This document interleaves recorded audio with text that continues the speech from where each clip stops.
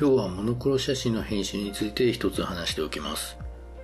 普段からこのチャンネルでは編集の際にコントラストってよく言ってますが、それをもっと具体的に定量的に説明しましょう。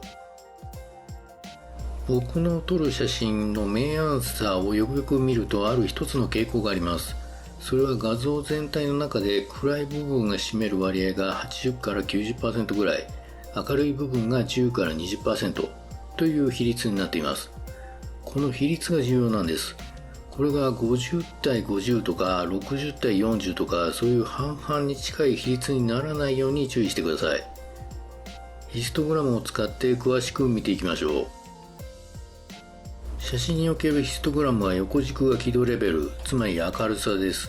0から255まで数値化されており、0に近いほど暗くなります。255に近いほど明るくなります。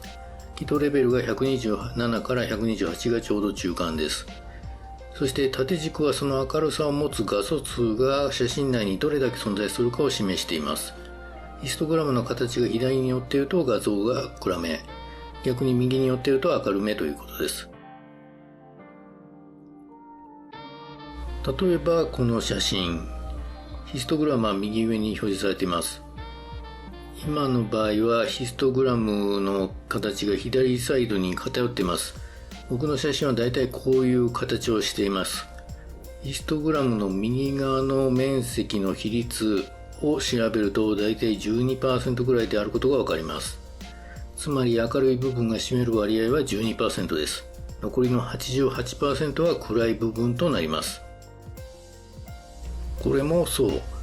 これなんかはパキッとしていて白黒はっきり分かれてそうですが、ヒストグラムの右側の面積は 14.8% とやはり 10% 台に収まっています。ところどころ黒が潰れていますが、そういう意図があるんでこれは OK なんです。これを教科書通りに黒に全部ディテールを持たせて、ハイライトも右端いっぱいまで使ってやるとこんな感じになります。この時のヒストグラムの右側の面積は 30% 近く。でもどうでしょう、なんかいまいちな印象になってしまいましたよね。以前も話したようにこの写真は国際的なフォトコンテストで3位を受賞した作品ですが、この明るい現像だと入賞すら難しかったはずです。つまり写真の明暗の比率をミスると取り返しのつかないことになるってことです。中級者以上の方は多分こういった話は当然だと思います。でもモノクロ初心者の写真を見ると、この明暗の比率がうまくコントロールされていないなと感じることが多いです。なのでこの動画を見てもう一回自分の写真を見返してみてください。今回紹介したようにヒストグラムの右側の比率をチェックしてみましょう。その比率が10から 20% ぐらいが一つの目安です。なぜそのぐらいの比率がいいのか。わかりやすく説明するなら、真っ黒な画像に白く囲われたエリアが小さくあると、そこに目線が誘導されます。そういった画面構成を目指しましょうという話です。ざっくりそれで理解してください。10% 以下になってもいいです。暗めが好きな人はそれぐらいの低い割合の写真が多いかもしれません。でもただ暗いだけの写真にはならないように注意してください。ハイライトはしっかり効かせてください。比率が 30% 以上 40%、50% になってくるとちょっと危険です。もちろん全部承知でやってる人もいると思いますが、初心者の方は一回自分の写真を疑ってみた方がいいかもしれません。これは編集段階の話でもそうですが、写真を撮る時のフレーミング、構図作りでも同じです。明るいエリアを広く入れない。全体として暗めに撮る。でもハイライトはしっかり効かせる。という意識を持ってやると写真の意図が伝わりやすくなると思います。もちろん例外もあります。たくさんあります。写真の話ってこうって主張すると必ずと言っていいくらい例外がたくさん出てくるので、はっきり主張しづらいです。なので絶対にこうしろとは言わないですけど、モノクロ編集の一つの定石として覚えておいて損はないはずです。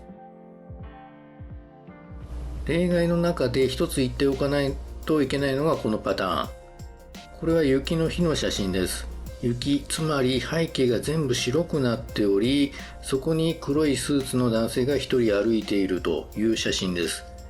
この時のヒストグラムはこうなっています。はい、この場合は逆に考えてください。もう言いたいことを理解している人もいるでしょう。ヒストグラムの右側ではなく左側の面積を見るんです。すると 9.6%、ちょっと足りないですけど、だいたい 10% ぐらいになっています。白と黒を逆転して考えれば全く同じことを言っているということを理解してもらえるでしょう。この例を追加するとさらに話を一般化することが可能です。ヒストグラムの右側が全体の10から 20% になるようにすると前半で話しましたけど、あるいはその逆のパターン、左が 10% から 20% というふうに明暗の比率をどちらか一方に偏らせて写真を作っていくのがモノクロのコツと言えます。まずは編集するときにそこを意識してみましょう。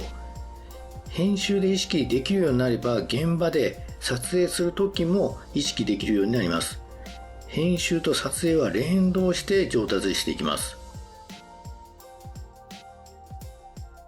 今回はヒストグラムを見ながらモノクロ編集を語る動画でした。もちろんこれだけで写真の全てが語れるなんて思ってませんので、そこは勘違いしないでくださいね。でもたまには今回のように数字で簡略化して話してみるというのも面白い視点かなと思っています。それではまた。